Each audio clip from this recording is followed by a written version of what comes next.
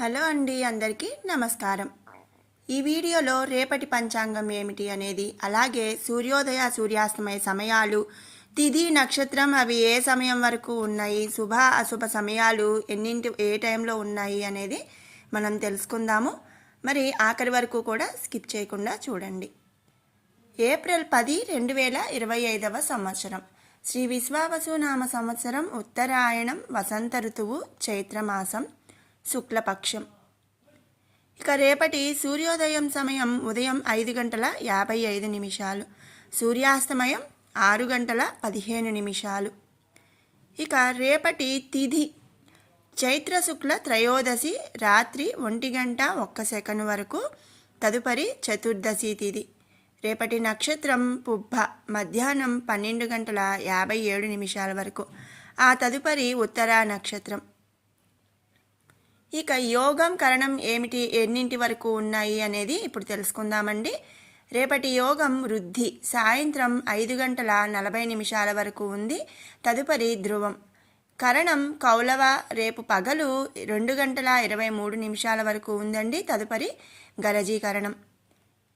ఇక శుభ అశుభ సమయాలు, అలాగే మరి అభిజిత్ అమృత ఘడియలు, మరి బ్రహ్మముహూర్తం, ఇవన్నీ కూడా ఇప్పుడు తెలుసుకుందాము. ముందుగా రేపటి శుభ సమయముల విషయానికి వస్తే, ఉదయం 11:04 నుంచి 11:40 వరకు కూడా శుభ సమయం. తిరిగి సాయంత్రం 5:02 నుంచి 6:02 వరకు కూడా శుభ సమయం అనేది ఉంది.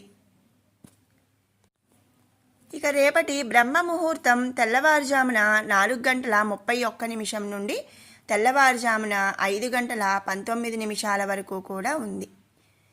రేపటి అమృత గడియలు విషయంకి వస్తే, ఉదయం 6:06 నుంచి ఉదయం 7:45 వరకు కూడా అమృత గడియలు అనేవి ఉన్నాయి.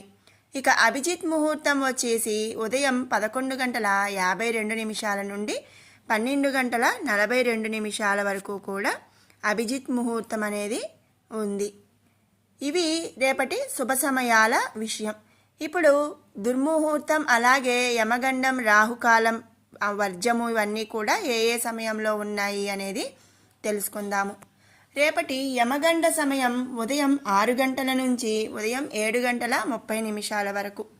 ఇక రాహుకాలం పగలు 1:30 నుంచి మధ్యాహ్నం 3 గంటల వరకు.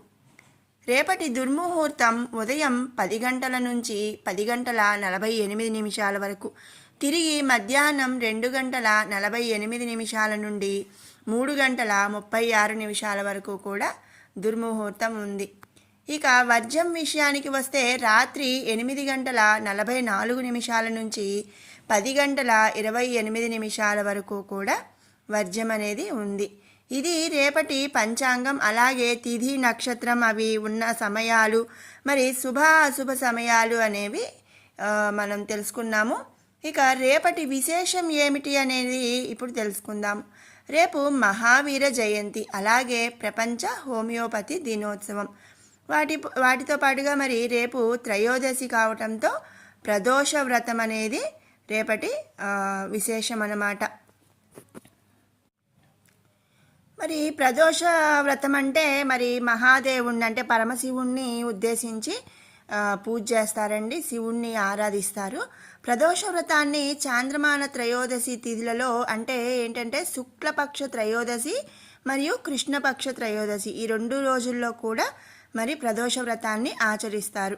ఈ రోజున చేసే పూజ వైవాహిక జీవితంలో సమస్యలు, బలహీనమైన ఆరోగ్యం, ప్రయాణాల్లో అడ్డంకులు ఏవైనా సరే ఉంటే ఆ వివిధ సమస్యలను తగ్గించడంలో ఈ ప్రదోష వ్రతం అనేది సహాయపడుతుందన్నమాట.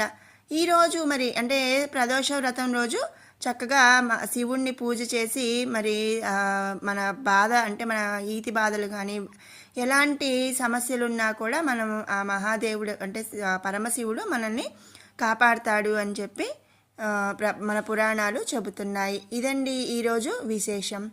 మరి విన్నారు కదండి, మరి రేపటి పంచాంగం, అలాగే రేపటి విశేషం ఏమిటి అనేది. మీకు ఈ వీడియో నచ్చినట్టయితే లైక్ చేయండి, షేర్ చేయండి. అలాగే ఇలాంటి మరిన్ని అప్డేట్స్ కోసం మన ఛానల్ని సబ్స్క్రైబ్ చేసుకోండి. రేపటి పంచాంగంతో మళ్ళీ కలుసుకుందాం. Thank you. Thanks for watching.